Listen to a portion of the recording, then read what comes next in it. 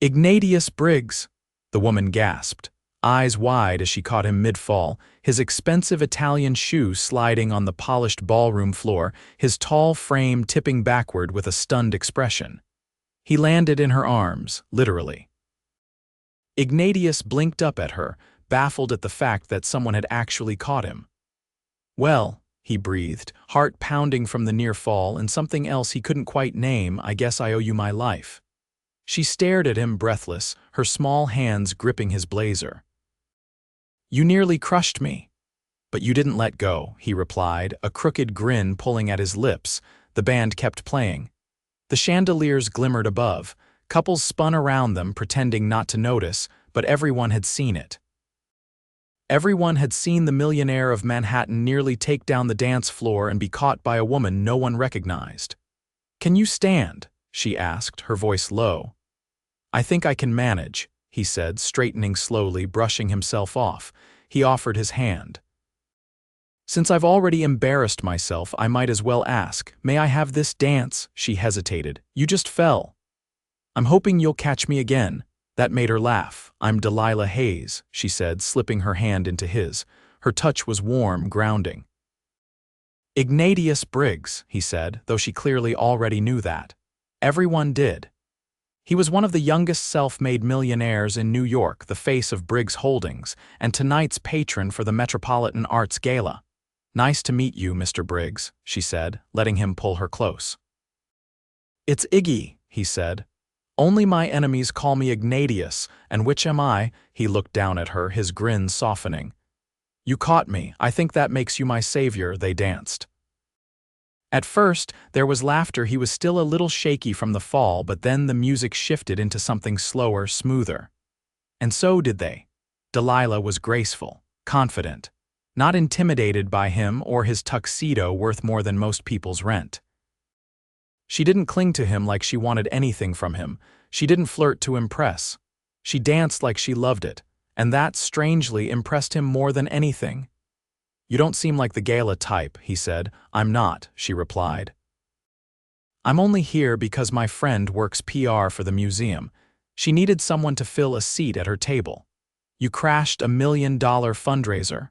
I wore a dress that didn't fit and ate all the shrimp." "So yeah, pretty much." He laughed, really laughed, and didn't care that a few people were still watching them. "I like you. Because I caught you. Because you didn't pretend to be someone you're not." Her eyes searched his, like she didn't quite believe him. "You don't even know me." "I will." Delilah flushed slightly, but she didn't look away. "You're serious." "I never say anything I don't mean," he said. The song ended. Couples clapped politely and moved toward the bar. Iggy didn't let her hand go. "You hungry?" he asked. "I was going to grab a sandwich on the way home." He raised a brow. "A sandwich? After dancing with a man in a $20,000 tuxedo?" "I've had worse nights," she said with a playful shrug. He stepped back, still holding her hand. "Come with me." "Where?" "To dinner." "I'll have the chef at Elor or keep the kitchen open." Her eyes widened. "That's the place with the 6-month wait list." "Not for me." She hesitated, her fingers still in his. "You don't even know if I'm allergic to something." "Are you?" "No." "Then let's go." She bit her lip like she was trying not to smile. "Fine, but I'm not changing into heels again." He leaned in, lowering his voice. "I'd rather you be comfortable." Delilah followed him through the marble corridors of the museum, out to the waiting black car with tinted windows and a driver in a navy suit. She slipped in beside him, her heart racing. "I can't believe I'm doing this," she muttered. "I can," Iggy said, glancing sideways. "You're the kind of woman who catches millionaires when they fall," she snorted. "That's oddly flattering." He leaned back, watching her. "It should be." "You've already stolen my attention." She looked at him then, really looked his sharp profile, the way he held himself, the little scar near his jawline. He wasn't just rich. He was real, confident, yes, but not arrogant. And something about the way he'd looked at her when she caught him like she wasn't just another face in the crowd unraveled her just a little. Dinner was everything she expected and more. The maitre d' practically bowed when Iggy walked in. They were escorted to a private booth with velvet seating and candlelight flickering over crystal glasses. He ordered for them both after asking her preferences, and every dish was perfect. Rich without being heavy, luxurious without feeling forced. "So what do you do?" he asked, sipping his wine. "I'm a dance instructor," he blinked. "That explains why you didn't let me hit the ground. You weren't exactly light," he laughed again. "Touché. I teach at a community center in Brooklyn," she added. "It's not fancy, but the kids are incredible." "I'd love to see it sometime," she stared at him. "You're joking." "I'm not. You want to come to a dance class with screaming kids and sticky floors if it means seeing you again." "Yeah," she shook her head, but he could see the faint blush on her cheeks. "You're dangerous, and you're the most interesting woman I've met in years." Delilah looked down at her plate, trying to hide her smile. No one had ever made her feel like this, like she wasn't just passing time but actually seen. When he dropped her off that night, he didn't try to kiss her. Just walked her to her door, hands in his pockets, a soft look in his eyes. "I meant what I said," he told her. "I want to see you again," she nodded slowly. "Okay, tomorrow," she laughed. "You move fast. I fall fast." She opened her door, pausing halfway in. "Don't slip again," he grinned. "Only if you promise to catch me." And just like that, Delilah Hayes, who had no idea how to navigate the world of millionaires or gala nights, closed her door with a flutter in her chest and a smile on her lips, already wondering what tomorrow would bring. Delilah wiped her palms on her skirt for the third time as she stepped into the lobby of the mirrored glass building with Briggs Holdings etched in gold above the reception desk. She didn't know what she expected when Iggy had invited her to lunch at his office, but it definitely hadn't been this. A high rise that stretched into the clouds and a receptionist who addressed her by name before she even opened her mouth. "Mr. Briggs is expecting you," the woman said, pressing a button. "Elevator to your left, top floor." Delilah stepped inside the elevator, watching the numbers climb as her reflection stared back at her from the polished metal walls. She had thrown on a navy blouse and black pants, trying to look casual but put together, though now she wondered if she should have brought a blazer or at least worn something that didn't wrinkle on the subway. The doors opened into a space that didn't look like any office she'd ever seen. Floor-to-ceiling windows let in sunlight that poured over sleek furniture and curated art.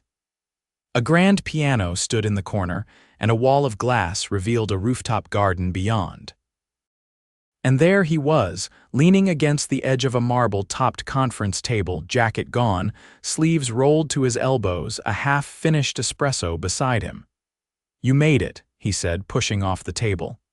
"I had to see if this place was real," Delilah said. "It feels like I stepped into a Bond villain's lair," he laughed. "You found my secret. I'm plotting to take over the world one overpriced real estate deal at a time." "You're halfway there," she replied, stepping further into the room. "I saw a man in the lobby wearing cufflinks shaped like yachts. That's Harold. He thinks subtlety is a weakness. I'm not sure I belong here." He crossed to her, hands in his pockets, eyes searching hers. "You belong wherever you want to be." Delilah looked away, unsure how to answer that. Iggy didn't press. Instead, he gestured toward the balcony. "I thought we'd eat outside. The kitchen sent up a few things. The rooftop was even more beautiful up close." Green ivy crawled up the stone walls, and a table had been set with linen napkins, silver cutlery, and dishes arranged like artwork. There were no waiters. No assistants, just the two of them, and the city stretched out like a painting below. "I've never had lunch with a view worth more than my annual salary," Delilah said, sitting down. "Then we'll make this one count." She picked up a fork, eyeing the spread. "Do you ever eat fast food? Only when I'm trying to hide from paparazzi." "That actually answers nothing," he grinned. "Fine. I once had a bacon cheeseburger at a gas station in Connecticut. I lived. Barely, I'm guessing," he tilted his head. "I don't scare easily, clearly. You invited a complete stranger into your fortress of steel and glass. You're not a stranger," he said. "You're Delilah, dance instructor from Brooklyn, catch savior, and the only person I've met who doesn't treat me like a walking ATM." She paused, setting her fork down. People really do that, every day. I learned early on how fast people change when there's money in the room. Delilah leaned back, watching him. So why me? Because you didn't ask for anything. You didn't pretend. You looked at me like I was a man, not a bank account. She looked down at the tablecloth, fingers brushing its edge. You don't know what I'm pretending. I don't need to, he said. I just want to know who you are when you're not pretending. She met his gaze, and something unspoken passed between them. Curiosity, challenge, maybe even recognition. I have a dance showcase next week, she said suddenly. My students have been working for months. It's at a rec center in Flatbush. There's no valet parking or champagne, but it's real. I'll be there. Delilah narrowed her eyes. I don't need a favor, I know. That's why I want to come. They finished lunch without any more heavy questions. He told her a story about his first failed investment, a boutique bakery that had turned into a cat cafe by accident, and she laughed until her ribs hurt. When he walked her to the elevator, he didn't kiss her. He didn't press. He just touched her elbow lightly, like he was anchoring himself for a second. Thank you for coming, he said. She nodded. Still not sure this wasn't all a dream. If it was, I hope you'll let me keep dreaming. The elevator doors closed and Delilah leaned against the wall, heart thudding. She was in trouble. Not because he was rich or charming or absurdly thoughtful, but because he was real. And she hadn't expected real. That weekend, she was back in the studio, surrounded by kids with scuffed sneakers and nervous energy. The showcase was only days away, and Delilah was trying not to panic. 5, 6, 7, 8, she called out, clapping her hands. The music blared. The kids moved, and then the door opened. He stood there, dressed down in jeans and a black jacket, hair slightly tousled, holding a tray of drinks and a bag of warm pastries. I come bearing peace offerings, Iggy said. The room went quiet. A few kids gasped. One of the teenage girls mouthed, "Who is that?" Delilah blinked. You're early. I wanted to see rehearsals, and I brought sugar. I figured you'd need it. You're not supposed to just walk into a dance class with Kwasas. I'll keep that in mind for next time. The kids stared at him like he'd stepped off a billboard. Delilah crossed the room and grabbed his arm, pulling him aside. You're causing a scene. I just wanted to support you. You don't even know these kids. I know you care about them. That's enough for me. She looked up at him, something tight and unfamiliar twisting in her chest. You're not what I expected, he held her gaze. Neither are you. She took the tray from his hands, turned back to the class and said, Okay, break time, but only 10 minutes and no crumbs on the floor. The kids swarmed around the pastries. Delilah stood beside Iggy, arms crossed. You're not going to let this go, are you? Not if you keep letting me in. She didn't answer. But she didn't ask him to leave. The night of the showcase arrived with a storm threatening overhead, wind snapping at the banners outside the community center, and the scent of rain thick in the air. Inside, however, the room pulsed with excitement. Rows of folding chairs were packed with families, the stage had been decorated with streamers and handmade signs, and the kids buzzed with nervous energy behind the curtain. Delilah stood near the wings, clipboard in hand, her jaw tight.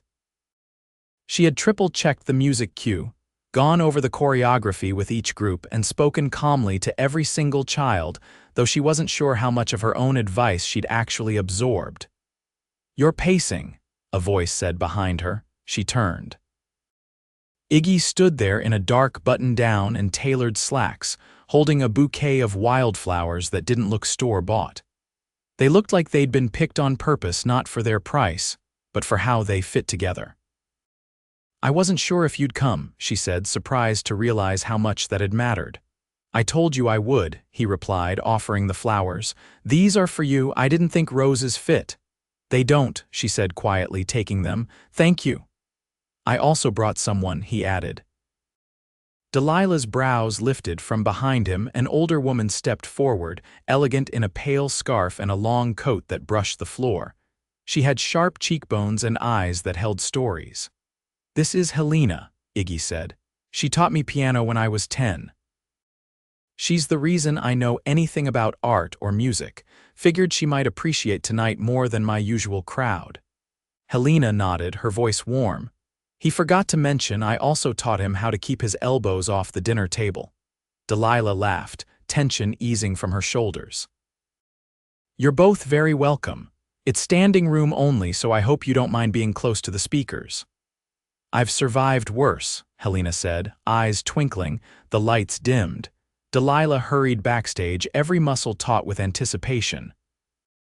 The first group went on, and as the music swelled, she caught a glimpse of Iggy in the audience, seated in the front row beside Helena. His attention locked on the stage. One after another, the kids danced their hearts out, some stumbling, some thriving, all giving everything they had. Delilah called cues, whispered encouragements, fixed a headband seconds before an entrance. But when her oldest group took the stage for the finale, she finally stepped to the side and let herself breathe. The audience rose in applause before the last note had even faded. Parents stood, cheering, and children ran into the crowd, arms wide. The joy was infectious, laughter and tears mingling in a blur of color. Delilah didn't notice Iggy approach until he was beside her again, his voice quiet in the rush of the crowd. "Are you always this good at making miracles happen?" "I'm not sure miracle's the word," she said, brushing a curl from her face. "But they did it. They really did it." "They're not the only ones," he said. "You pulled a show out of thin air with a budget smaller than my dry cleaning bill." "I didn't do it for applause." "I know," he said. "That's why it matters." She turned to face him fully, her expression softer now. "You're different here. Because I'm not surrounded by glass walls and people asking for favors. No, because I think this version of you isn't trying to be anything." He didn't respond for a moment. Then he said, "There's something I want to show you." Now, they slipped out through the side entrance, the buzz of the event still strong behind them. The air outside was cool, the rain having held off, though the clouds still hung low. Iggy led her down the block where a sleek black car idled at the curb. He opened the door for her. "I'm not dressed for anywhere fancy," she warned, glancing at her flats and the paint-speckled hem of her blouse. "Good," he said simply. "This isn't that kind of thing." She slid in. The car took them across the bridge, lights flashing across the windows as they drove deeper into the city. Delilah didn't ask questions. She watched him instead, how he loosened his collar, how he turned his head toward her when he thought she wasn't looking. Eventually, they pulled into a quiet corner of the Upper West Side. Iggy stepped out first, gesturing for her to follow. They entered a long, narrow building tucked between two brownstones. A single light glowed above the door. Inside, it wasn't what she expected. There were canvases stacked against walls, a piano in the corner, bolts of fabric draped over a work table, and a massive skylight above them. "What is this place?" she asked. "My mother's old studio," he said quietly. She was a designer. "Used to bring me here after school when she couldn't afford a sitter." Delilah walked further in, taking it all in. The space was lived in, untouched for years, but somehow still full of presence. "I haven't brought anyone here in a long time," he added. "Why now?" "Because I wanted you to see something that mattered to me, something real." She turned to him. "You could have told me this place existed." "I didn't want to tell you," he said. "I wanted to show you." There was a silence then, thick with meaning. Delilah stepped closer, her voice low. "So what happens now?" He reached out, brushing his fingers lightly against her wrist. "That depends on whether you're still willing to catch me. I haven't dropped you yet." He leaned in then, slowly, deliberately, giving her every chance to move, but she didn't. When their lips met, it wasn't explosive or rushed. It was steady, warm, and full of something that had been building since the moment she caught him on the ballroom floor. When they pulled apart, he rested his forehead against hers. "I don't want this to be temporary," he said. "Neither do I," she whispered. It was the kind of moment that didn't need more words. The city pulsed beyond the walls, but inside the studio, time moved differently. And for the first time in years, neither of them felt like they had to pretend. It had been 9 days since the showcase, since their kiss in the old studio beneath the rain-streaked skylight. And in that time, everything had shifted rapidly, undeniably, but not in the way Delilah had expected. Not toward chaos, not toward detachment, but toward something steadier, richer, like the quiet hum beneath a well-rehearsed melody. Delilah stood in front of the mirror in her small apartment, pinning one last twist of her hair into place. The navy silk dress gifted, not chosen, fit her like it had been made for her spine straight, neckline elegant, with a slit that felt just daring enough. She had hesitated when the box arrived, unsure if she could accept something so clearly expensive. But the note that came with it, scrawled in surprisingly messy handwriting, had said only, "Wear this if you still want to dance." She had never been invited to a foundation gala before, especially not one in her honor. When the car arrived, she stepped into it with a deep breath, clutching a small clutch bag Helena had insisted she carry. As they drove toward Midtown, the skyline sharp against the early evening sky, she tried to quiet the nerves fluttering behind her ribs. It wasn't about the crowd. It wasn't about the venue. It was about being seen, truly seen for the first time in a room full of people who didn't know her name last month. The event was held at the Langford, a historic building with vaulted ceilings and a glass dome that reflected the chandeliers in every direction. The ballroom was gold and slate gray, lit by candlelight and strings of hanging lights that turned the space into something just shy of a dream. Waiters moved silently between tables and a string quartet played near the central staircase. But Delilah didn't see any of it. She saw Iggy. He was waiting at the top of the stairs, dressed in a black suit that fit him like it had been sewn onto him by magic. His expression the moment he saw her was quiet, but his eyes, those unreadable, steel blue eyes, lit with something unguarded. "You wore it," he said once she reached him. "You asked," she replied. He didn't offer his arm, he held out his hand, palm up. "Tonight's for you. I thought this was a fundraiser. It is, but the fund's already been raised," she blinked. "What?" He led her to the small platform near the stage, where a hush had begun to fall over the crowd. A man in a gray tuxedo tapped the mic, then gestured toward Iggy. "This year," the man began, "Briggs Holdings has chosen to redirect its annual arts grant to create a permanent scholarship fund for underserved youth in the performing arts, and it will be named after the woman who inspired it." Delilah froze. She felt Iggy's hand tighten slightly around hers. "This is the Delilah Hayes Foundation," the man finished. To a swell of applause, her fingers trembled. The lights were too bright, the sound too much, but Iggy leaned in, his breath warm at her ear. "You told me once you couldn't afford lessons growing up. I thought maybe we could change that for someone else." "I didn't ask for this," she whispered. "I know," he said. "That's why it's real." The crowd was watching, but for a moment it didn't matter. Her throat burned, not from embarrassment but from the unbearable relief of being understood. Later, after the speeches and the photos and the endless parade of donors offering congratulations, they stepped out onto the balcony. The city below was a blur of movement and light, but the air was quiet. "No one's ever done anything like that for me before," Delilah said, her voice still raw. "I didn't do it for you," Iggy replied, turning to her. "I did it because I watched a group of kids transform under you, because I saw what happens when someone believes in them. I don't even know what to say. Say you'll let me keep building something with you." She turned to face him fully. "Building what?"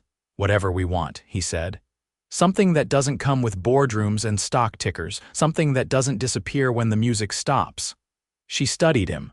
Not the suit or the title or the man who owned a foundation, but the man who showed up to rehearsals with pastries. The one who brought her to his mother's studio, the one who fell literally and didn't pretend he didn't need someone to catch him. "I've never been anyone's future before," she said quietly. "You were mine the second you didn't let me hit the ground."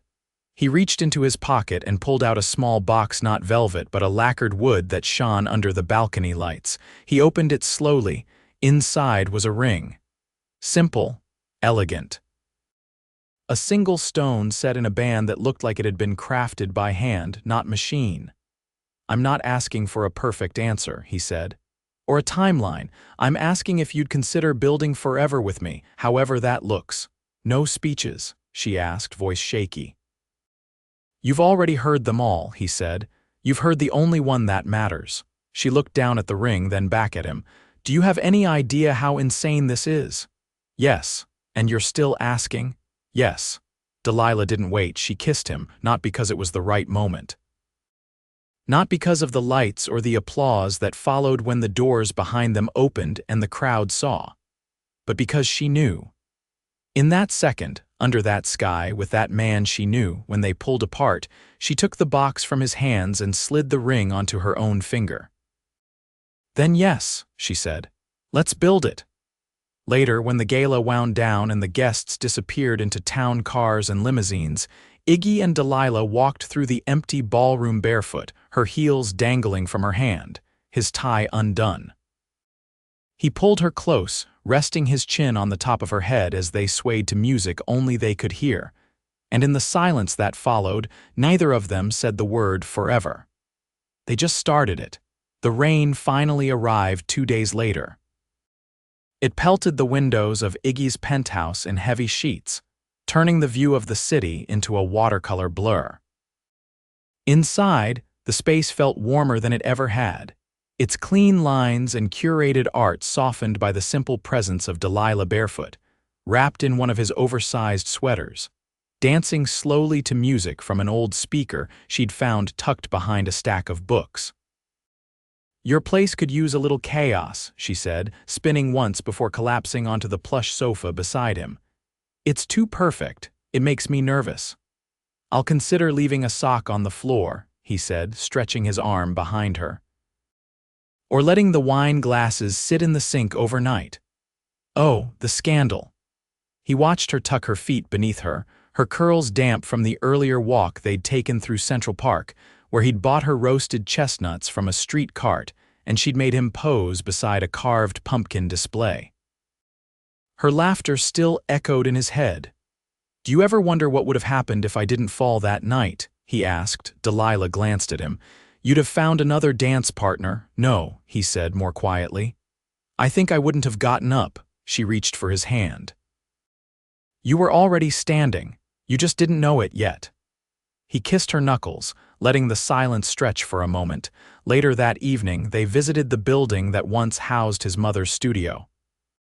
The landlord had agreed to sell it to him after some negotiation, though Iggy never mentioned the exact figure. The front windows had been cleared, dust swept away, and the interior stripped to its bones. Delilah stood in the center of the room, her hands on her hips, eyes scanning the space. It wants to be something, she said. I was thinking we could build something here together. A second studio, a school for dance, music, art, for kids who don't get accepted into those polished conservatories because they don't have the right zip code. She turned to him slowly. You're serious. I'll fund it, you'll run it, we'll bring in Helena, local artists, you can design the curriculum however you want. She crossed the room toward him. You're not doing this just because you love me, are you? I'm doing this because I believe in you. Loving you just makes it easier to say yes to everything you dream. He pulled a folded paper from his coat pocket and handed it to her. It was a sketch, rough, hand-drawn, but unmistakable. A blueprint for the new space, complete with a small theater in the back and a community cafe in the front. You're insane, she said softly, eyes catching on the tiny sun symbol drawn in the corner of the page. That's what you told me the night I asked you to marry me, she smiled. And look how that turned out. They broke ground that spring. The building took shape slowly, brick by brick, room by room. Delilah insisted on being part of every decision, from the texture of the floors to the color of the stage curtains. Iggy let her lead. He showed up with coffee and blueprints and never once pulled rank. When she got overwhelmed, he pulled her into spontaneous slow dances in the middle of the construction site. When he got frustrated with delays, she reminded him that beauty was never built in a rush. By summer, the space was ready. The opening night performance featured 27 students, 2 violin solos, and one chaotic group tap number that ended with a kid losing a shoe mid-spin and nailing the landing anyway. The audience of families, friends, and donors stood cheering long after the last bow. In the front row, Delilah sat beside Helena, her hand resting on Iggy's. She leaned over and whispered, "You realize we just did something impossible." He kissed her temple. "You do that every day." They moved into a brownstone not far from the center, one with creaky stairs, a garden in the back, and a sunroom Delilah claimed as her reading nook. Iggy insisted on building her a bookshelf that spanned the entire wall. He painted it himself badly. She never let him forget the streaks. They married in early autumn, not in a ballroom or under chandeliers, but in the rooftop garden of the old studio, now transformed into a lush space with string lights and hanging ivy. Her students performed a waltz. Helena played the piano. And Iggy, standing in a navy suit with his cufflinks forgotten on the nightstand, whispered vows that made her eyes spill over before he reached the second line. "I promise to fall for you every day," he said. "And let you catch me every time." Years passed, but the rhythm between them never faltered. The foundation grew. So did the school. The walls filled with photos of students who'd gone on to dance in companies, play in orchestras, design costumes for Broadway shows. Some of them returned to teach, their eyes bright with the same hunger Delilah had seen in them years before. One rainy afternoon, she stood by the window of the school's front office, watching as a group of kids raced through puddles toward the entrance. Iggy walked in behind her, wrapping his arms around her waist. "Do you regret it?" he asked. She leaned back into him. "Which part?" Saying yes. She turned to face him fully, her hands resting on his chest. "Iggy, I'd say yes 100 times over." 1,000. His smile deepened, and he pressed his forehead to hers, the soft murmur of music echoing from a nearby classroom. Outside, the rain continued to fall. Inside, they stood in the heart of everything they'd built together, and the rhythm of their forever played on.